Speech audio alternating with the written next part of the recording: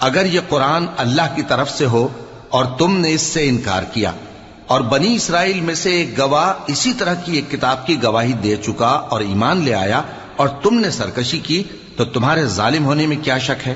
بے شک اللہ ظالم لوگوں کو ہدایت نہیں دیتا۔ اور کافر مومنوں کے متعلق کہتے ہیں کہ اگر یہ دین کچھ بہتر ہوتا تو یہ لوگ اس کی طرف ہم سے پہلے نہ دوڑ پڑتے، اور جب وہ اس سے ہدایت یاب نہ ہوئے تو کہیں گے کہ یہ تو پرانا جھوٹ ہے۔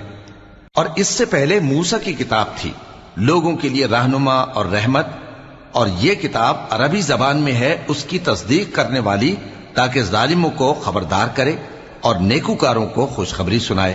جن لوگوں نے کہا کہ ہمارا پروردگار اللہ ہے، پھر وہ اس پر قائم رہے تو ان کو نہ کچھ خوف ہوگا اور نہ وہ غمناک ہوں گے۔